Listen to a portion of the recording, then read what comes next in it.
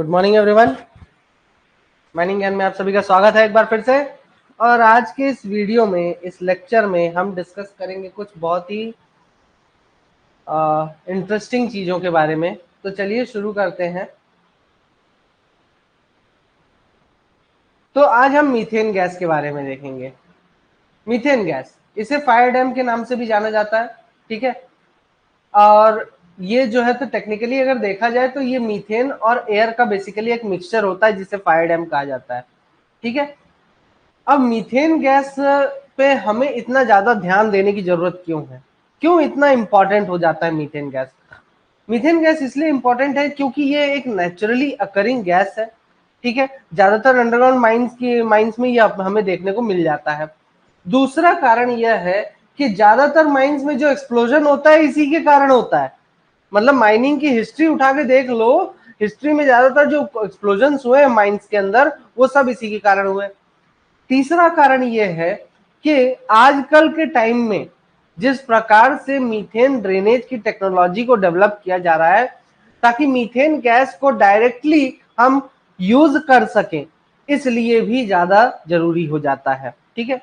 जैसे कि coal bed methane हो गया, आपने भी देखा होगा, रेगुलेशन में पूरा का पूरा एक नया चैप्टर ही ऐड कर दिया गया। ये भी अपने आप में एक बड़ी बात है। तो इसका इंपॉर्टेंस डे बाय डे बहुत ज्यादा बढ़ता हुआ चला जा रहा है। तो अब सवाल ये आता है कि मीथेन का फॉर्मेशन कैसे होता है। तो देखिए, कोयला कैसे बनता है और पेट्रोलियम कैसे बनता है और मीथेन गैस कैसे बनती है, नेचुरल गैस जिसे कहते हैं, तीनों अलग अलग चीजों से बनती है, ठीक है। अब होता यूं है कि कोयला कैसे बनता है, जब आपका कोई भी पेड़ मिट्टी के नीचे बहुत लंबे समय तक बहुत नीचे मिट्टी के दबा रह गया, टेम्परेचर इतना ज्यादा हाई था कि ये जलना स्टार्ट हुआ, लेकिन ऑक्सीजन की कमी थी तो आधा जला। भाई लकड़ी आप घर में जलाते हो, उसके ऊपर पानी डाल दो तो कोयला बन जाता है ना, जलती हुई लकड़ी के ऊपर। सेम इसी टाइप से यहाँ पर पेड़ जला तो बट आधा जला, in the absence of oxygen, oxygen का था ही नहीं, है ना। तो हाई टेम्परेचर के कारण ये जला तो उस कारण से कोयले का फॉर्मेशन हुआ। लेकिन इसके कुछ पार्ट्स जैसे कि पत्तियां हो गई, ये पार्ट्स ऐसे थे जिनका बायोकेमिकल डिके हुआ, मतलब जो कुछ ऐसे पार्ट्स थे जो कि जल नहीं सकते थे लेकिन सड़ सकते थे। तो जब वो चीजें सड़ी, है ना, तो उसके कारण क्या फॉर्मेशन हुआ, मीथेन गैस का फॉर्मेशन हुआ।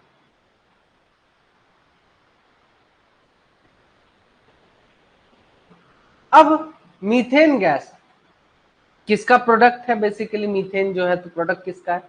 जो सेल्यूलोज है, सेल्यूलोज मतलब जिस चीज से आपका प्लांट्स, ट्रीज ये सब बने होते हैं, उसके पार्ट्स, जब सेल्यूलोज मतलब उसके जो क्या बोलते हैं, टिश्यूज, है ना, ये जब सड़ने लगते हैं तो उसके कारण आपका मीथेन गैस डिके होने लगता है, तो मीथेन गैस का फॉर्मेशन होता है। अब ये मीथेन गैस प्रोड्यूस तो आप भी समझ रहे हो कि भाई बैक्टीरियल एक्शन, केमिकल एक्शन के कारण हो रहा है, ठीक है। तो ये आपका कोयला भी बनता है, इसके कारण पेट्रोलियम भी बनता है, ठीक है। इसके कारण कोयला भी बनता है, पेट्रोलियम भी बनता है। बस दोनों में अंतर क्या है, कोयला जो है वो हार्ड पोर्शन होता है, पेट्रोलियम जो है वो ऑर्गेनिज्म के डिके के कारण होता है। जब कोई ऑर्गेनिज्म पानी में सड़ता है तब उस केस में पेट्रोलियम बनता है, लिक्विड में कन्वर्ट हो गया, ठीक है। तो तीन चीजें हुई, एक आपको तीन चीजें मिलती हैं, एक सॉलिड फॉर्म में मिलता है जिसे हम कोल बोलते हैं, एक लिक्विड फॉर्म में मिलता है जिसे हम क्रूड ऑयल बोलते हैं, पेट्रोलियम बोलते हैं, और एक हमें गैसियस फॉर्म में मिलता है जिसे हम बोलते हैं नेचुरल गैस। तो इन तीन फॉर्म्स में अपन को चीजें जो है तो bacterial action, chemical action, high temperature and pressure के कारण ये सारी चीजें हमें देखने को मिलती हैं, ठीक है।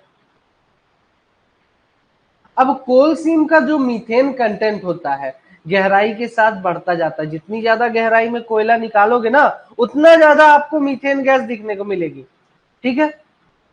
अब मीथेन गैस जरूरी नहीं है कि सिर्फ आप कोल सीम में ही आपको देखने को मिले, मीथेन गैस आपको रॉक साल्ट, पोटैश या क्ले माइंस में भी देखने को मिल सकता है। अब मीथेन गैस कहाँ पाई जाती है? मीथेन गैस देखो दो जगह पाई जाती है। एक तो आपका एड्सॉर्ब्ड फॉर्म में, adsorbed on coal surface in the pores of coal and fractures,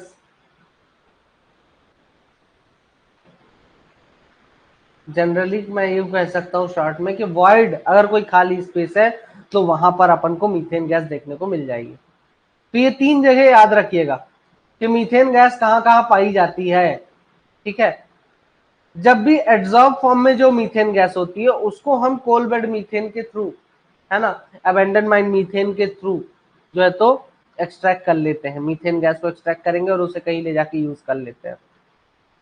जो पोर्स में पाया जाता है वो भी एड्सॉर्ब फॉर्म में ही है, बट अलग से लिख दिया हूं पोर्स में। बाकी जो कोयले के पोर्स होते हैं वहां पर जो मीथेन गैस पाई जाती है उसको भी हम यूज कर सकते हैं। ठीक है, फ्रैक्चर्स और वॉइड में जो भी आपके हैं वहां पर भी मीथेन गैस का यूज कर सकते हैं। तो कहीं ना कहीं मीथेन गैस का हम जो है तो इस्तेमाल कर सकते हैं। किस चीज के लिए? एज ए नेचुरल गैस इस्तेमाल कर सकते हैं। ठीक है, अब देखिए, अब हम करते क्या है, होता यूं है कि मीथेन गैस आपका निकलता क्यों है इतना ज्यादा? भाई मीथेन गैस कोल माइनिंग करने पर मीथेन गैस क्यों निकल रहा है? तो होता क्या है कि जस्ट सपोज ये कोयला है, ठीक है, इसमें ढेर सारे पोर्स हैं जिसमें कि मीथेन गैस भरी पड़ी है। इसके सरफेस पर भी मीथेन गैस चिपकी है बकायदा ऐसे। ठीक है, लेकिन मीथेन गैस को क्या गरज पड़ी है कि चिपका रहे? क्यों चिपका है? क्योंकि पानी का प्रेशर और भी जो भी दुनिया भर के प्रेशर है वो इसके ऊपर अप्लाई हो रहे हैं चारों तरफ से, इसलिए दबा हुआ है। आप जब माइनिंग करते हो तो पानी भी निकल जाता है, प्रेशर जो चारों तरफ से आ रहा है वो रिलीज हुआ, तो मीथेन गैस जो है तो ये नेचुरल गैस क्या होगी, ये बाहर की तरफ भागना स्टार्ट करेगी। जब आपने इसके ऊपर से भाई साहब प्रेशर हटा दिया तो क्या होगा, ये जो खाली जगह मिलेगी उधर तरफ भागेगा। आई बात समझ में? तो इस तरीके से मीथेन गैस जो है तो टूवर्ड्स द फेस ज्यादातर भागती है। जहां भी आपने थोड़ा सा फ्रैक्चर डेवलप किया, ब्लास्टिंग किया, उसको थोड़ा सा क्रैक मिला, तुरंत ही फेस की तरफ भाग के जाएगी। तो ये देखने को मिलता है मीथेन गैस में। अब आपका जो कोल बेड है, जो कोल सीम है, उसमें मीथेन गैस जो है तो दो पार्ट्स में पाया जाता है। एक तो free gas compressed in pores space of the coal, दूसरा gas absorbed in the internal surface of the coal. ठीक है, जो कोयला है उसके इंटरनल सरफेस पे जो है तो आपका क्या होता है, मीथेन गैस पाया जाता है। कॉन्सेप्ट एकदम क्लियर रखना कि मीथेन गैस, मेरे बेसिक कॉन्सेप्ट मेरे को बस ये इतना पकड़ाना है कि मीथेन गैस किस प्रकार से पाया जाता है कोयले में, सबसे पहला बात। ठीक है, फिर उसका मैं यूज कहां कर सकता हूं, और मीथेन गैस कब बाहर आएगी, कब मन करेगा उस मीथेन गैस का कि हाँ अब चलो अब मजा लेते हैं इन सब से, है माइनिंग इंजीनियर हो ना। ठीक है, तो वहां पे मीथेन गैस आपका कब बाहर आएगा, जब आप प्रेशर रिलीज कर दोगे, प्रेशर हटा दोगे उसके ऊपर से।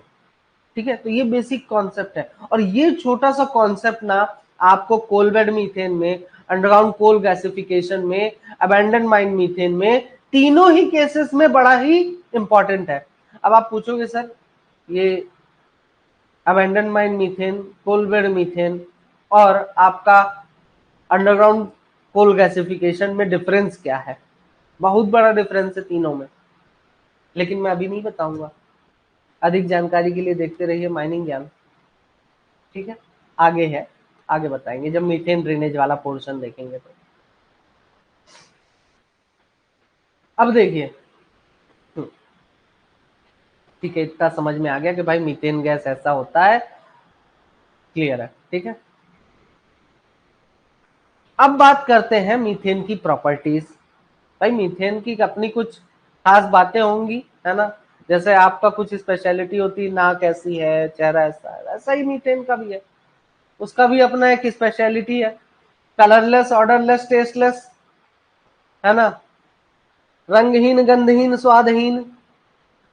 ऑल्दो मीथेन में किसी भी प्रकार का गंध नहीं होता है, ठीक है, लेकिन इसमें कभी कभार जो गंध आती है वो हैवी हाइड्रोकार्बन गैसेस के कारण आती है, क्योंकि आपका सिर्फ मीथेन बस नहीं होता है, कभी कभार इसके साथ इथेन भी निकलता है, प्रोपेन भी निकलता है और ब्यूटेन भी निकलता है, थोड़ा बहुत ये मौजूद रहता है, ठीक है, थोड़ा बहुत मात्रा इनकी रहती है। तो ये जो चीजें हैं इनके कारण हो सकता है आपको थोड़ी सी स्मेल आए, ठीक है, ऑयली स्मेल, इनके कारण।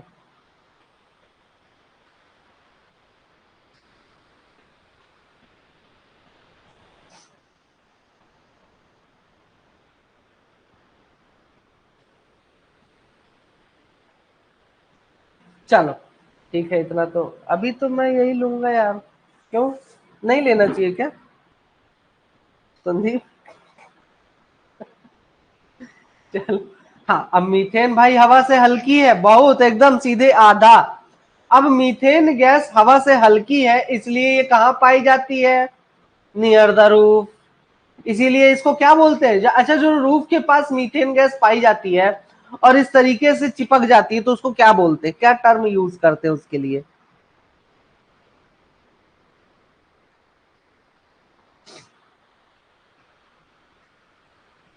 क्या टर्मिनोलॉजी यूज करते हैं?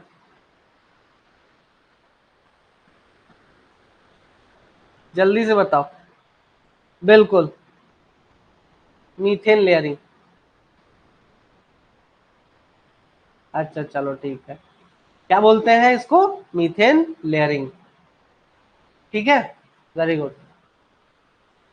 तो मीथेन गैस हवा से हल्की हुई, कहां गई? रूफ में जाके चिपक गई। और कहां पाया जाएगा? अब आप ये तो बता दो कि ठीक है रूफ में पाई जाती है, ठीक है, मीथेन लेयरिंग होता है, रूफ में पाई जाती है। और कहां मीथेन गैस पाई जाती है? मीथेन गैस जो रूफ का राइज साइड होता है, जो रूफ का राइज साइड होता है वहां पर पाया जाता है, ठीक है, अंडरग्राउंड ओपनिंग का जो भी राइज वर्किंग्स होंगे, ठीक है, वहां पर पाया जाएगा। तो लेयर्स के फॉर्म में ये मीथेन गैस आपकी पाई जाती है।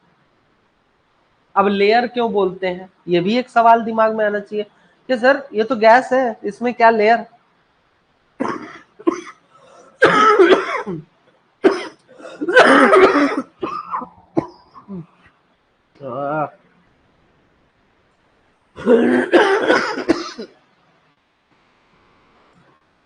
सॉरी, ये तो लेयर है, इसमें क्या मतलब, लेयर कहां से हो गया ये तो गैस है। देखो मीथेन गैस क्या होता है, ये नीचे से ऊपर जब आती है तो धीरे धीरे ये क्या होगी, आपने भी देखा होगा, गैस ऐसे धीरे धीरे धीरे धीरे यहां तक जाएगी, ठीक है,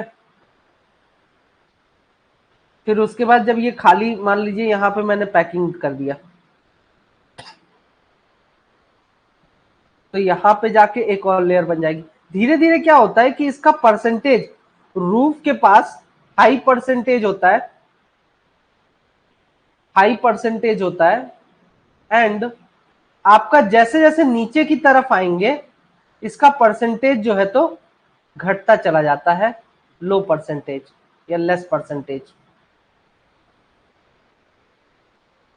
ठीक है, इसलिए इसको मीथेन लेयरिंग कहा जाता है। अलग अलग प्रोपोर्शन, बिल्कुल सही तानू।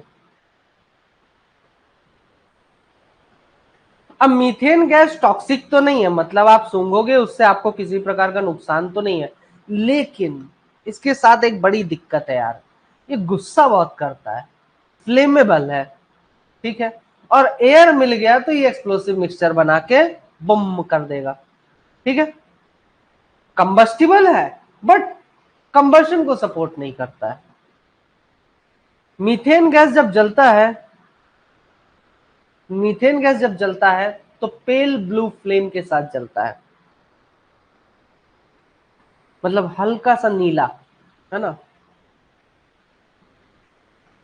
अब अगर मीथेन गैस को बहुत सारा एयर दे दिया तो मीथेन गैस क्या बनाता है, ये रिएक्शंस थोड़ा बहुत याद होना चाहिए। तो मीथेन गैस अगर बहुत सारा एयर मिला तो ऑक्सीजन के साथ मिक्स होके एक तो वाटर वेपर्स बना देगा, दूसरा कार्बन डाइऑक्साइड बनाता है, ठीक है।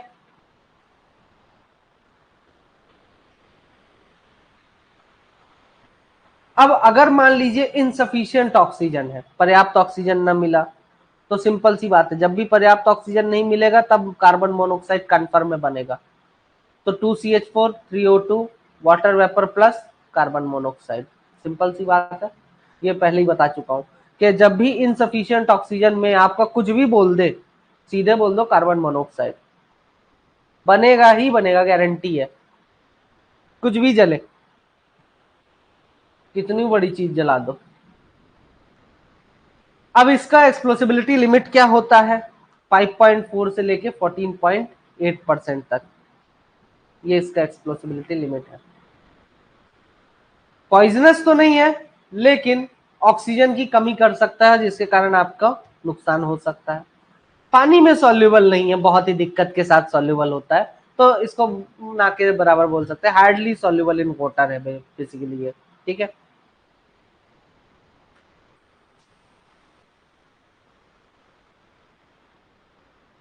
चलो ठीक है, इतना तो समझ में आ गया।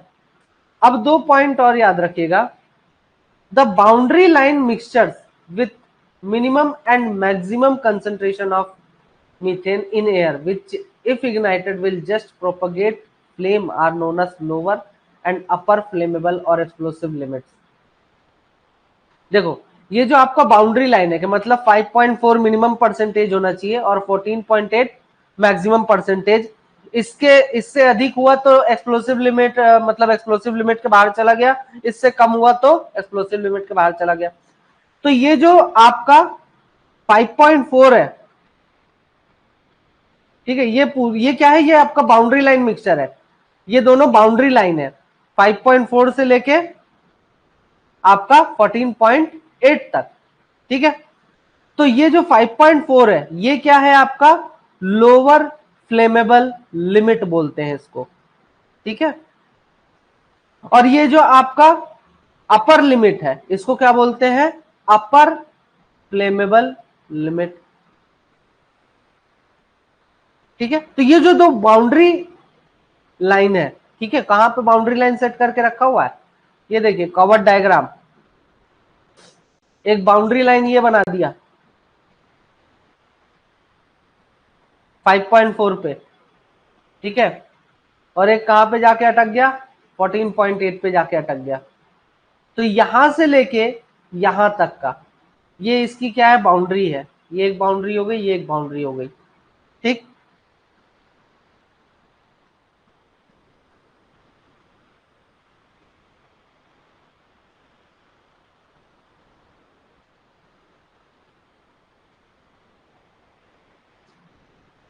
अब बेसिकली वो चीज तो बिल्कुल सही, आपका डिपेंड करता है डेंसिटी पे कि कितना आपका वहां पर मीथेन कितनी जगह में मौजूद है, ठीक है।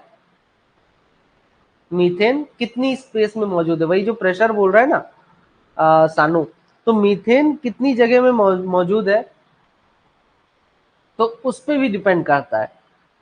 भाई थोड़ी सी जगह में ही ढेर सारी मीथेन गैस है, तो 2% आपके लिए वो पूरे बहुत बड़े एरिया का भले आप काउंट कर रहे हो, लेकिन छोटे से एरिया में तो वो आपका 100% ही काउंट होगा ना। मतलब कि मेरा ये कहने का मतलब है, अगर मतलब एक छोटी सी जगह में मैंने इतनी मीथेन गैस भर दी, ठीक है, और बाकी का ऑक्सीजन, तो क्या होगा, यहाँ पे मैं बोलूंगा 50% मीथेन है। वहीं पे एक बड़ी सी जगह में सेम इतनी ही क्वांटिटी मीथेन की भरी, लेकिन बाकी का ऑक्सीजन, रिमेनिंग ऑक्सीजन सेम इतनी क्वांटिटी, इसके लिए 50% था, लेकिन इसके लिए क्या हो गया, ये तो एकदम बहुत कम हो गया, बहुत कम, छोटा सा अमाउंट, 2% के आसपास, ठीक है। तो वो थोड़ा सा प्रेशर वगैरह, डेंसिटी वगैरह, क्या डेंसिटी वहां पे मीथेन गैस की, तो उस पर डिपेंड कर जाता है। कॉवर्ट डायग्राम। अब कॉवर्ट डायग्राम का बेसिकली मतलब क्या होता है? कॉवर्ट डायग्राम, देखो अभी क्या हुआ कि हमारे कॉवर्ट सर जी ने ये एक डायग्राम बना के दिया कि जिसके बेसिस पे आप मतलब बता सकते हो कि मीथेन का कब एक्सप्लोसिव मिक्सचर बनेगा, कब एक्सप्लोसिव मिक्सचर नहीं बनेगा। इसी डायग्राम की मदद से उन्होंने पूरा का पूरा समझा दिया। ठीक है, तो ये आप देख पा रहे होंगे कि आपका ये है 5.4। ठीक है, मैं दो लिमिट सेट कर देता हूं इसकी, जो लिमिट है, और 14.8%। इससे अधिक, इससे अधिक मीथेन का परसेंटेज और ऑक्सीजन का परसेंटेज वाला जो मिक्सचर है वो पॉसिबल ही नहीं है, इम्पॉसिबल है। ठीक है, अब ये आपका ऊपर की तरफ जो लाइन जा रही है ये क्या दर्शा रहा है? आपका ऑक्सीजन का परसेंटेज। इस डायरेक्शन में जो लाइन जा रही है वो क्या बताता है? आपका मीथेन का परसेंटेज। अब देखिए, जैसे जैसे मैं इधर बढ़ता जाऊंगा, इस डायरेक्शन में बढ़ता जाऊंगा, मेरा मीथेन का परसेंटेज बढ़ता जाएगा। कहां तक बढ़ेगा? 14.8 तक बढ़ेगा। ठीक है, और इस डायरेक्शन में जैसे जैसे बढ़ता जाऊंगा तो मेरा क्या बढ़ता जाएगा? ऑक्सीजन का परसेंटेज बढ़ता चला जाएगा। अब ऑक्सीजन का परसेंटेज 21 के आसपास जो है तो पहुंच सकता है, मैक्सिमम 21 के आसपास। ठीक है, ऑक्सीजन का परसेंटेज मैक्सिमम 21 के पहुंच सकता है। अब आपका इससे कम परसेंटेज अगर मीथेन का हुआ तो हो सकता है कि आपका एक्सप्लोसिव बन जाए। एटमॉस्फेयर इससे कम मीथेन का परसेंटेज और आपका जो ऑक्सीजन का परसेंटेज है, कहां से कहां तक? ये ऑक्सीजन का परसेंटेज आपका 20 से लेके 21 तक। ठीक है, और मीथेन का परसेंटेज आपका, सॉरी, आपका यहां से कहां से 14% से लेके 21% तक अगर आपका ऑक्सीजन का परसेंटेज है, और मीथेन का परसेंटेज कितने परसेंट से? 0% से लेके आपका 5.4% है, तो इस केस में आपका एक्सप्लोसिव मिक्सचर बन सकता है। ठीक है, कुछ केसेस में। बाकी अदर केसेस में आपका एक्सप्लोसिव मिक्सचर नहीं बनाएगा। इस एरिया में जितना भी आता है एक्सप्लोसिव मिक्सचर नहीं बनाएगा। ठीक है, इस एरिया में जितना भी आपका परसेंटेज आता है ऑक्सीजन का या मीथेन का, इस पॉइंट, इस एरिया में कोई भी पॉइंट निकाल लो, ऑक्सीजन और मीथेन का परसेंटेज, हो सकता है कि आपका एक्सप्लोसिव मिक्सचर बन जाए, बट उसके लिए आपको क्या करना पड़ेगा? एयर को डाइल्यूट करना पड़ेगा। हो गया, चलो नहीं समझ में आ रहा, एक बार फिर से मैं दूसरे तरीके से समझाता हूं। अब देखिए, मान लीजिए मैंने कोई एक पॉइंट ले लिया, ये पॉइंट ले लिया, या फिर ये पॉइंट ए हो गया, ये पॉइंट बी हो गया। ठीक है, ये पॉइंट सी हो गया, ये पॉइंट डी हो गया। अब देखिए, पॉइंट ए पर ऑक्सीजन का परसेंटेज कितना है? 13% O2, O2 13%। ठीक है, एंड आपका मीथेन गैस कितना है? CH4 आपका 14%। ठीक, अब देखिए इस केस में क्या होगा कि अगर आप क्या कर दो, थोड़ा सा ऑक्सीजन के परसेंटेज को, अब इसको मुझे शिफ्ट करना है कहां पे? यहां पे, यहां पे कहीं लाके रख दूं, अगर मैं ब्लैक कलर यूज करें तब तो सही लगे। हाँ, एक्सप्लोसिव मिक्सचर कब बनेगा? जब मेरा इस रेंज में आएगा। तो मुझे करना क्या पड़ेगा? मुझे ऑक्सीजन के परसेंटेज को बढ़ाना पड़ेगा। तो मतलब एक्स्ट्रा हवा दूं तब तो ये धीरे धीरे ऑक्सीजन का परसेंटेज बढ़ेगा, और ऑक्सीजन का परसेंटेज बढ़ते बढ़ते जैसे ही आपका 16%, कितना? 16% होगा, ये आपका एक्सप्लोसिव मिक्सचर बन के फूट जाएगा। आई बात समझ में? अब फील हुआ कुछ फॉरवर्ड डायग्राम कि आखिर मुझे एक्सप्लोसिव होगा, एक्सप्लोजन होगा सिर्फ इतने में ही, लेकिन उसके लिए आपको एक कंडीशन क्रिएट करनी पड़ेगी। पॉइंट बी का देख लो, पॉइंट बी में क्या है, ऑक्सीजन का परसेंटेज आपका 17% है, मीथेन का परसेंटेज कितना है, 3%, 3% मीथेन है। अब मुझे इसको शिफ्ट कराना है किधर, इधर। नहीं नहीं नहीं नहीं नहीं नहीं नहीं नहीं, नहीं। जरूरी थोड़ी मीथेन लेयर को एक्स्ट्रा एयर देने पर क्लियर हो जाए मीथेन गैस, नहीं ऐसा जरूरी नहीं है।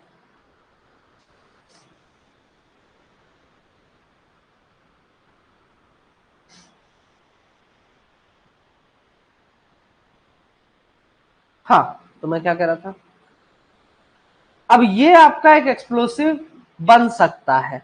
कब बनेगा ये एक्सप्लोसिव, जब मुझे इस पॉइंट को शिफ्ट करके यहां पे लाना है,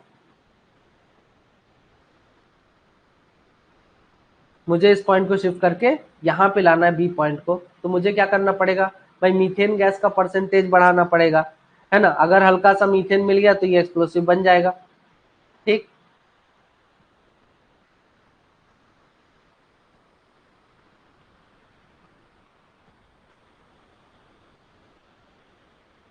नहीं यार, ऑक्सीजन का परसेंटेज 21% से लेकर आपका कम से कम 8% होना चाहिए, कम से कम 8%, और 21% तो मैक्सिमम है ही इसका, ठीक है, 21% तो मैक्सिमम है ही, तो ये आपका इतना रेंज है, इसका रेंज इतना ही है, ठीक है। मिनिमम 8% तो ऑक्सीजन चाहिए ही चाहिए।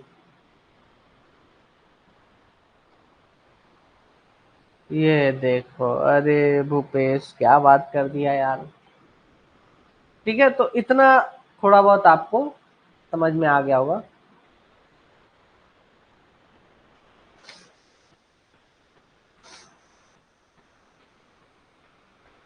हाँ, अब देखिए, अब इस रेंज में क्यों बोलता है, अब अच्छा एक सवाल ये कि ये बताइए, ये जो रेंज है इसकी, एक ये वाली है ना, यहां से यहां, और ये रेंज, इस रेंज में आपका आ रहा है point C and point D. इस रेंज में अपन का क्यों बोल रहा है कि भाई ये एक्सप्लोसिव मिक्सचर बना ही नहीं सकता एयर के साथ, क्या कारण है। मैंने इन दो पॉइंट्स में आपको बताया ना कि भाई यहाँ पे एक्सप्लोसिव मिक्सचर बन सकता है, एक में ऑक्सीजन का परसेंटेज बढ़ा दो, एक में मीथेन का परसेंटेज बढ़ा दो। इस रेंज में क्या है,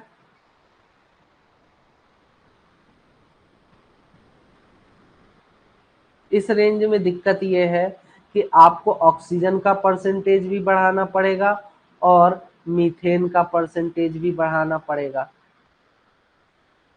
दिक्कत इस रेंज में ये आती है कि दोनों को ही आपको बैलेंस करके चलना पड़ेगा, तो इसलिए इसमें इतनी दिक्कत है। अदरवाइज इसमें इन दोनों केसेस में क्या है, सिर्फ और सिर्फ मीथेन का और ऑक्सीजन का परसेंटेज किसी एक का बढ़ा दो, काम हो जाना है आपका, ठीक है।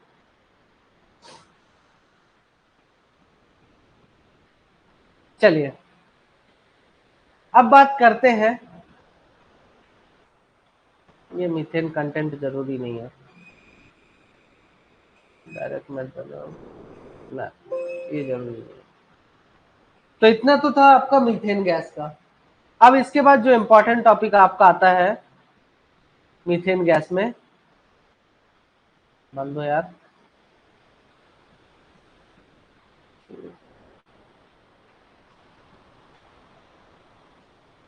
Detection and testing of fire dam. Fire dam का डिटेक्शन और टेस्टिंग करना है, इसमें बड़ा मजा आता है कि फायर डैम का ये जो डिटेक्टर्स है ना, बड़ा गजब का है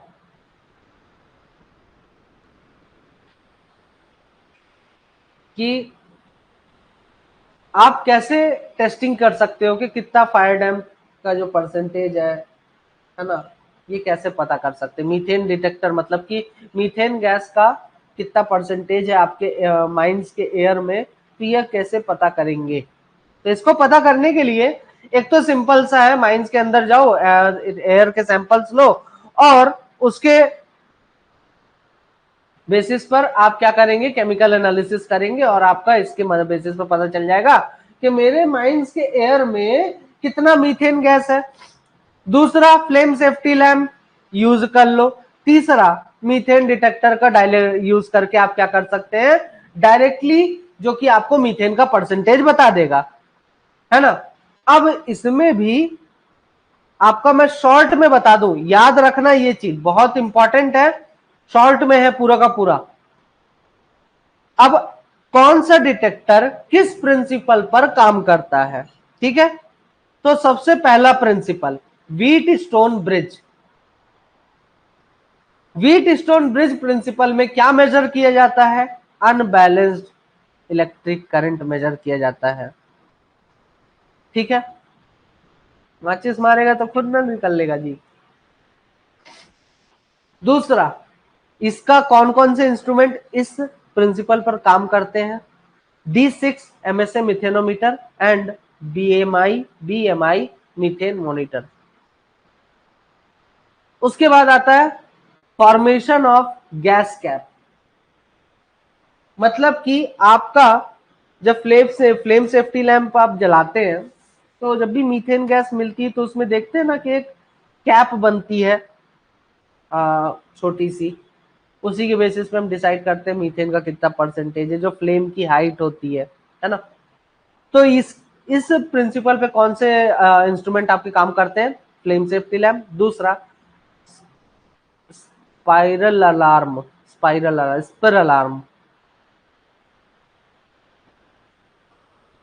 तीसरा है आपका principle diffusion, combustion and contraction. ये बड़ा इंटरेस्टिंग है, इसके बारे में डिटेल में जानेंगे, बस प्रिंसिपल सभी देख लीजिए और उसके बाद कौन कौन से डिटेक्टर्स हैं, ठीक है, शॉर्ट में याद रखने के लिए। तो जब मीथेन एयर में जलता है तो ये क्या प्रोड्यूस करता है, कार्बन डाइऑक्साइड और पानी, ये आप भी जानते हो, पानी वो भी वाटर वेपर के फॉर्म में, ठीक है। तो आपका होता क्या है कि सबसे पहले तो यहाँ पे जो कॉन्ट्रैक्शन होता है, मतलब कि मीथेन जो गैसेस है, क्या होता है, कार्बन डाइऑक्साइड जब प्रोड्यूस होता है, जब मीथेन गैस जलता है तो क्या प्रोड्यूस हुआ, कार्बन डाइऑक्साइड। और कार्बन डाइऑक्साइड हैवी है, आप भी जान रहे हो हैवी है, इसका मतलब मीथेन गैस अगर इतनी जगह घेर रहा होगा, वही मीथेन गैस अगर जल गई, वही मीथेन गैस अगर जल गई तो कार्बन डाइऑक्साइड मात्र इतनी सी जगह घेरेगा। तो मतलब हुआ क्या, सबसे पहले डिफ्यूजन हुआ, पूरे में मीथेन गैस मिक्स हुआ, उसके बाद मीथेन गैस जली और मीथेन गैस के जलने के बाद वो कार्बन डाइऑक्साइड में कन्वर्ट हो गया, मतलब कि कॉन्ट्रैक्शन हुआ। अरे भाई, मैं सारे मीथेन मॉनिटर्स के बारे में ना, जितने भी डिटेक्टर्स हैं उनको भी एलाबोरेट करूंगा, ये अभी शॉर्ट में बस बता रहा था कि क्या होना चाहिए, ठीक है, क्या प्रिंसिपल है और कौन से डिटेक्टर है उस प्रिंसिपल पर। तो आई बात समझ में, इसमें क्या हुआ, सबसे पहले डिफ्यूजन, पूरा का पूरा एयर में मिक्स्ड रहता है, फिर उसके बाद होता है कंबशन। कंबशन के बाद आपका क्या होता है, मतलब जला मीथेन गैस, मीथेन गैस जैसे ही जला तो क्या हुआ, कॉन्ट्रैक्शन हो गया। कैसे हुआ भाई, कार्बन डाइऑक्साइड का फॉर्मेशन हुआ, कार्बन डाइऑक्साइड मीथेन गैस के मुकाबले हैवी होता है, इसलिए कम स्पेस घेरेगा और इसी को हम बोलते हैं कॉन्ट्रैक्शन, कॉन्ट्रैक्ट हो गया, वो छोटी सी जगह में सीमित हो गया, ठीक है। इस प्रिंसिपल पर आपका काम करता है रिंग रोज फायर डैम डिटेक्टर, इसी प्रिंसिपल पे काम करता है ये।